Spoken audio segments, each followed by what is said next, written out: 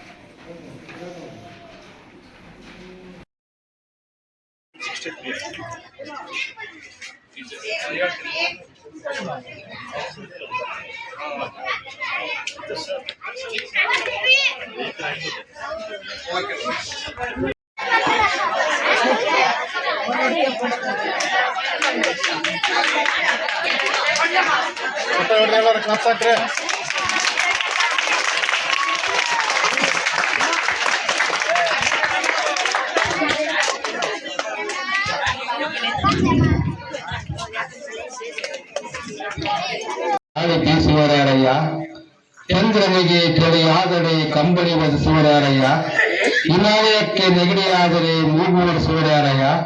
ನಮ್ಮ ಮಕ್ಕಳೇ ವೇದಿಕೆ ಮೇಲೆ ಬಂದು ಭಾಷಣ ಮಾಡದಿದ್ದರೆ ಇನ್ಯಾರು ಮಾಡಬೇಕಯ್ಯ ಕೂಡಲ ಸಂಗಮ ದೇವ. ಬರ್ರ ಇವಾಗಾದ್ರೂ ಒಬ್ಬರನ್ನ ಮಾಡ್ರಿ. ಗ್ರಾಮ ಪಂಚಾಯತ್ ಅಂದ್ರೆ ಏನು? ಪಂಚೇಂದ್ರಿಯಗಳು ಅಂದ್ರೆ ಏನು? ಪಂಚ ಅಂದ್ರೆ ಪಂಚೇಂದ್ರಗಳು ಎಲ್ಲ ಪಂಚೇಂದ್ರಗಳು ಯಾರ ಹತ್ರ ಇಲ್ಲ? ಪಂಚೇಂದ್ರಗಳು ನಮ್ಮ ಹತ್ರ ಇದಾವಲ್ಲ. ಪಂಚೇಂದ್ರಗಳು ಯಾವ್ಯಾವು?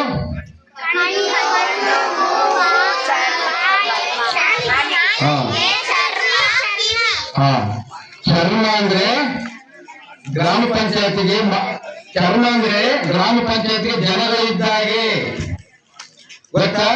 ಕಣ್ಣಂದ್ರೆ ಪಂಚಾಯತಿಗೆ ಕಾರ್ಯದರ್ಶಿ ಪಿಡಿಒಗಳು ಆಯ್ತಾ? ತಲೆ ಅಂದ್ರೆ ನಮ್ಮ ಅಧ್ಯಕ್ಷರು, ಮೂಗಂದ್ರೆ ನಮ್ಮ ಉಪಾಧ್ಯಕ್ಷರು. ಅವು ಪಂಚಾಯತ್ ನಮ್ಮ ದೇಹದಲ್ಲಿರ್ತಕ್ಕಂಥವೇ ಪಂಚಾಯತಿ. ಪಂಚಗಣಗಳು ಪಂಚೇಂದ್ರಗಳು ಪಂಚಾಯತಿ. 5 ಜನ ಕುಂತು ತೀರ್ಮಾನ ಮಾಡೋದೇ ಗ್ರಾಮ ಪಂಚಾಯತಿ. ಆ ಗ್ರಾಮ ಪಂಚಾಯತಿಯಲ್ಲಿ ಗ್ರಾಮ ಪಂಚಾಯತಿ ಮಕ್ಕಳಿಗಾಗಿ ವಿಶೇಷವಾಗಿ ಹಲವಾರು ಸಭೆಗಳನ್ನು ಮಾಡ್ತಾರೆ. ಮಾಡಿದ್ರು ಸಹ ತಾವುಗಳು ಯಾರನ್ನು ಆಸಕ್ತಿ ವಹಿಸುದಿಲ್ಲ.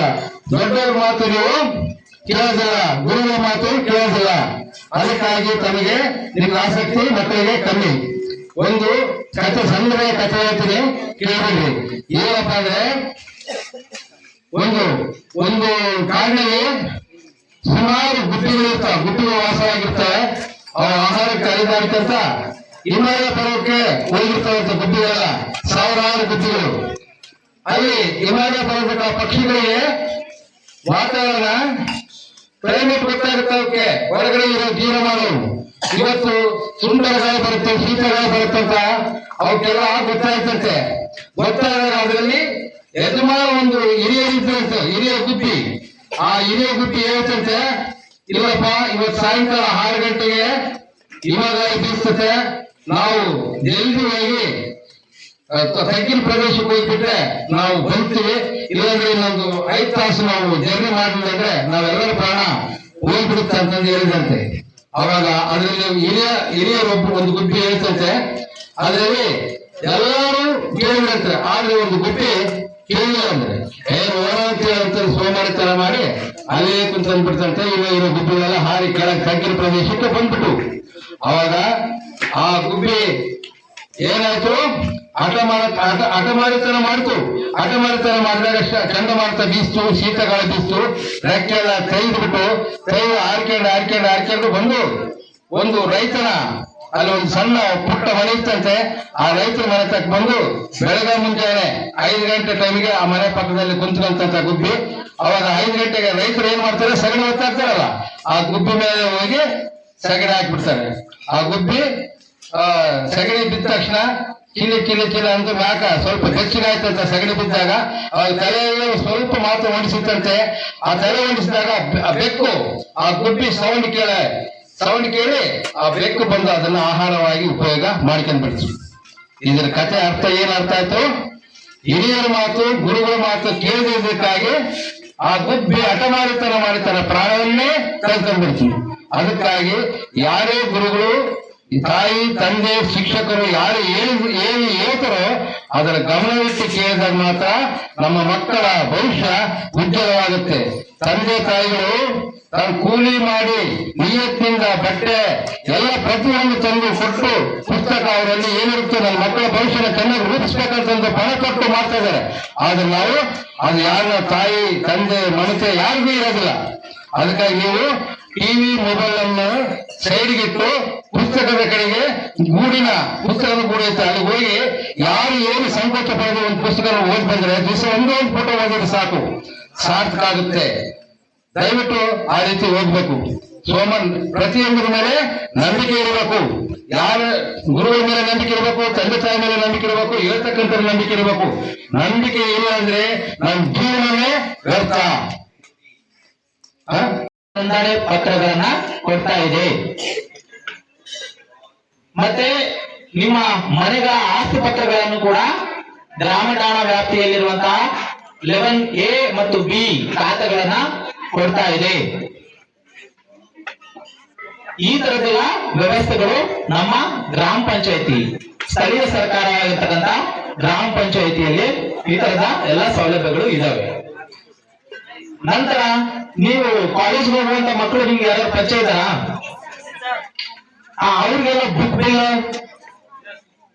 ಬಿಲ್ ಏನ್ ಕೊಟ್ಟಿಲ್ಲ? ಏನು ಪಂಚಾಯಿತಿಯ ಬಜೆಟಿನ 5% ಸಾಮಾಜಿಕವಾಗಿ ಹಿಂದುಳಿದಿರ್ತಕ್ಕಂಥ ಸಮುದಾಯಕ್ಕೆ ನೀಡಬೇಕು ಅಂತೇಳಿ ನಮ್ಮ RDPR ಇಲಾಖೆಯ ಒಂದು ಸ್ಟ್ರಿಕ್ಟ್ ರೂಲ್ಸ್. ವಿಶೇಷ ಚೇತನರಿಗೆ ಮತ್ತು ಗ್ರಾಮ ಪಂಚಾಯತ್ ವ್ಯಾಪ್ತಿಯ ಹಿಂದುಳಿದ ವರ್ಗಗಳಿಗೆ. ವಿಶೇಷ ಚೇತನರಿಂದ ಯಾರು ಗೊತ್ತಾ? ವಿಶೇಷ ಚೇತನರಿಂದ ಏನಂತ ಕರೆಯುತ್ತೆ? ದಿವ್ಯಾಂಗ ಅಂತ ಕರೀತಾರೆ ಅವ್ರನ್ನ. ಈ ತರದೆಲ್ಲ ಈ ಒಂದು ಪಂಚಾಯಿತಿಯಲ್ಲ ಈ ತರದೆಲ್ಲ ವ್ಯವಸ್ಥೆಗಳಿದಾವೆ. ಮುಂದಿನ ದಿನಮಾನಗಳಲ್ಲಿ ನೀವು ಕೂಡ ಈ ತರದ ವ್ಯವಸ್ಥೆಯಿಂದ ಕೆಲವೊಂದು ಹಕ್ಕುಗಳನ್ನ, ಕೆಲವೊಂದು ಸೌಲಭ್ಯಗಳನ್ನ ಪಡ್ಕೊಳ್ಳುವಂತಹ ಪ್ರಬುದ್ಧ ಆಗ್ಬೇಕು. ಅರ್ಥ ಆಗ್ತಿದ್ಯಾ? ಲಾಸ್ಟ್ ಟೈಮ್ ಬೈದಿದ್ದೆ ಹೈಸ್ಕೂಲ್ ಮಕ್ಕಳು ಈ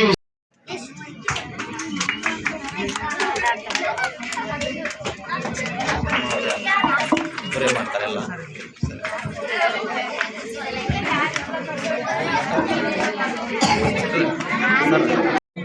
ಒಳ್ಳೆ ನಮಗೆ ಹೆಮ್ಮೆ ಅನಿಸ್ತದ, ಒಳ್ಳೆ ಖುಷಿ ಅನಿಸ್ತದ. ಯಾರು ಬರ್ಲಿ, ಮುಂದಿನ ಪೀಳಿಗೆ ಯಾರು ಬರ್ಲಿ, ಇಂಥಕ್ಕೆಲ್ಲ ಮುಂದಿದ್ದು ಕೈ ಜೋಡಿಸಿ ಎಲ್ಲರಿಗೆ ಒಳ್ಳೆಯದಾಗಲಿ. ಮಕ್ಕಳ ಬರೀ ಇದು ಯಾರೇ ಮೀಟಿಂಗ್ ಇರಲಿ, ಇಂಥಕ್ಕೆಲ್ಲ ಮುಂದಿದ್ದು ಮಾಡಿ ಕೊಡಬೇಕಂತಂದು 2 ಮಾತು ಹೇಳಿ ಮುಗಿಸ್ತೀನಿ. ನಿನ್ನ ಹೆಸರು ಹೇಳ್ಬಿಟ್ಟ? ಧನ್ಯಂತ್ KS. ಇವತ್ತೇನು ಇಲ್ಲಿ ಬಂದಿದೆಯಲ್ಲ, ಯಾವ ಕಾರಣಕ್ಕೆ ಬಂದಿದ್ದು? ಇಲ್ಲಿ ಒಂದು ಎಕ್ಸಾಮ್ ಇತ್ತು ಸರ್. ಇಲ್ಲಿ ನವೋದಯ, ಮೊರಾರ್ಜಿ, ನೆಕ್ಸ್ಟ್ ಆದರ್ಶ, ಅಲ್ಪಸಂಖ್ಯಾತ ಇವೆಲ್ಲ ಎಕ್ಸಾಮಿಗೆ ಒಂದು ಬೇಸಿಸ್ ಥರ, ಬುನಾದಿ ಥರ ಫೌಂಡೇಶನ್ನು ಅಲ್ಲಿ ಯಾವ ಥರ ಇರುತ್ತೆ ಅದೇ ಥರ ಇಲ್ಲಿ ಪೇಪರ್ ಇರುತ್ತೆ ಸರ್. ಬರೆಯೋಕ್ಕೆ ಬಂದಿದ್ದೆ ಸರ್, ಪ್ರೈಸಸ್ ಇದ್ದು ಅದಕ್ಕೆ ಬಂದಿದ್ದೆ. ಯಾವ ಊರು ನಿಮ್ಮದು? ನಮ್ದು ಯರ್ದಮ್ನಹಳ್ಳಿ ಸರ್. ಯರ್ದಮ್ನಹಳ್ಳಿಯಿಂದ ಬಂದಿದ್ಯಾ? ಎಷ್ಟನೇ ಕ್ಲಾಸ್ ಓದ್ತಿ? 5th standard. 5th standard 5th ಸ್ಟ್ಯಾಂಡರ್ಡಿಗೆ ಮಾತ್ರ ಇಟ್ಟಿದ್ರಾ? Yes sir. ಏನೇನು ಕ್ವಶನ್ ಇದ್ದು ಅದರಲ್ಲಿ ಒಂದು ಹೇಳ್ತೀಯಾ? Yes sir. ಏನು ಕೊಟ್ಟಿದ್ರು? ಚುಟುಕುಗಳ ಬ್ರಹ್ಮ ಯಾರಂತ ಕೇಳಿದ್ರು ಸರ್. ಆ ರೀತಿ ಪ್ರಶ್ನೆಗಳನ್ನು ಕೇಳಿದರು. Yes sir. ಹೆಂಗೆ ಚೆನ್ನಾಗಿತ್ತ ಪೇಪರು? ಚೆನ್ನಾಗಿತ್ತು ಸರ್. ಹೆಂಗೆ ನೀನು ಬರೆಯೋಕ್ಕೆ ಹೆಂಗೆ ಒಂದು ಏನು ಖುಷಿನಾ? Yes sir. ಈಸಿ ಇತ್ತು ಸರ್ ಪೇಪರ್. ಈಜಿ ಇತ್ತಾ? Yes sir. ಓಕೆ.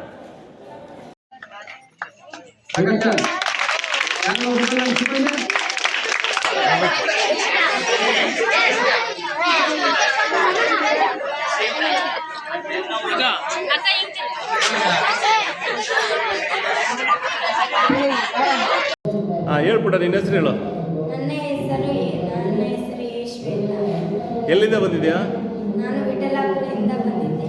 ಇವತ್ತು ಈ ಶಾಲೆಗೆ ಬಂದಿದೆಯಲ್ಲ, ಏನಕ್ಕೋಸ್ಕರ ಬಂದಿದೆ? ನಾನು ಎಕ್ಸಾಮ್ ಬರೆಯೋಕ್ಕೋಸ್ಕರ. ಯಾವ ಎಕ್ಸಾಮ್ ಇತ್ತು? ಮುರಾರ್ಜಿ ಎಕ್ಸಾಮ್. ಮುರಾರ್ಜಿಗೆ ಅಂದರೆ ಇಲ್ಲಿ ಬರೆದು ಇಲ್ಲಿಂದ ಮುರಾರ್ಜಿಗೆ ಹೋಗ್ಬೇಕಾ? ಹಾಂ, ಚೆನ್ನಾಗಿ ಬರ್ದಾ? ಚೆನ್ನಾಗಿ ಬರ್ತದೆ. ಏನೇನು ಕೊಟ್ಟಿದ್ರು?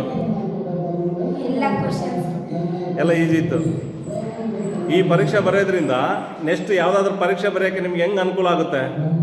ಚೆನ್ನಾಗಿ ಅಂದರೆ ಧೈರ್ಯ ಬರುತ್ತೆ ಹೇಗೆ ಪರೀಕ್ಷೆ ಬರೆಯೋದ್ರಿಂದ. ನಿಮ್ಮ ಮನೆಯಲ್ಲಿ ಬೇರೆ ಯಾರಾದರೂ ಓದ್ತಾರಾ? ಇಲ್ಲ. ಯಾರಿಲ್ಲ, ನೀನು ಒಬ್ಬಳೇ ಓದ್ತಾ ಇರೋದು? ನನ್ನ ತಮ್ಮ ಎಷ್ಟನೇ ಕ್ಲಾಸ್ ಓದ್ತಾನೆ? UKG UKG. ಅಪ್ಪ ಅಮ್ಮ ಏನು ಮಾಡ್ತಾರೆ? ವ್ಯವಸಾಯ ಮಾಡ್ತಾರೆ. ನೀನು ಏನಾಗ್ಬೇಕು ಅಂದ್ಕೊಂಡಿದ್ದೀಯ ಮುಂದೆ? ಕಲೆಕ್ಟರ್ ಆಗ್ಬೇಕು ಅಂದ್ಕೊಂಡಿದ್ಯಾ? ಚೆನ್ನಾಗಿ ಓದಬೇಕು. ನಿನ್ನ ಹೆಸರು ಹೇಳಮ್ಮ. ರಾಜೇಶ್ವರಿ ಎಲ್ಲಿಂದ ಬಂದಿದ್ಯಾ? ಇಲ್ಲೇನು ಯಾವ ಕಾರಣಕ್ಕೆ ಬಂದಿದ್ದು ಇಲ್ಲಿಗೆ? ಇಲ್ಲಿ ಮುರಾರ್ಜಿ ಎಕ್ಸಾಮ್ ಬರೆಯಕ್ಕೆ ಬಂದಿದ್ದೆ. ಬರ್ದ್ಯಾ? ಚೆನ್ನಾಗಿತ್ತಾ? ಈಸಿ ಈಜಿ ಇತ್ತಾ? ಈ ಪರೀಕ್ಷೆ ಬರೋದ್ರಿಂದ ನಿನಗೇನು ಅನುಕೂಲ ಆಗುತ್ತೆ? ಮುರಾರ್ಜಿದಲ್ಲಿ ಬರಿಬೋದು ಸರ್, ಗೊತ್ತಿಲ್ಲ. ಒಂದು ಧೈರ್ಯ ಬರುತ್ತೆ ಪರೀಕ್ಷೆ ಬರಲಿಕ್ಕೆ. ಎಲ್ಲನ ಪರೀಕ್ಷೆ ಇದ್ರೂ ಧೈರ್ಯ ಬರುತ್ತೆ ಬರೋಕ್ಕೆ. ಹಾಂ, ಹೇಳ್ಬಿಟ್ಟ ನಿನ್ನ ಹೆಸರು ಹೇಳು. ನನ್ನ ಹೆಸರು ಶ್ವೇತಾ. ಯಾವ ಊರು? ವಿಠಲಾಪುರ. ವಿಠಲಾಪುರದಿಂದ ಬಂದಿದ್ದ? ಈಗೇನು ಇಲ್ಲಿ ಸ್ಪರ್ಧಾ ಪರೀಕ್ಷೆ ಇತ್ತಲ್ಲ, ಇದು ಯಾವ ಏನು ಟಫ್ ಇತ್ತಾ ಈಜಿ ಇತ್ತಾ? ಈಸಿ. ಅದರಲ್ಲಿ ಯಾವುದಾದ್ರೂ ಒಂದು 2 ಕ್ವಶನ್ ಹೇಳ್ತೀಯಾ? ಹೇಳು ಯಾವ್ದಾದ್ರು.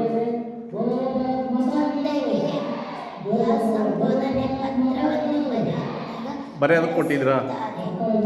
ಆ ರೀತಿ ಕ್ವಶನ್ಗಳು ಕೊಟ್ಟಿದ್ರಾ? ನಿಮ್ಮ ಮನೇಲಿ ಎಷ್ಟು ಜನ ಇರೋದು? ಮನೆಯಲ್ಲಿ ಎಷ್ಟು ಜನ ಇರೋದು? 3. ಓದ್ತಾರ ಅಣ್ಣ ತಮ್ಮನ? ಏನು ಎಷ್ಟನೇ ಕ್ಲಾಸ್ ಓದ್ತಾರೆ?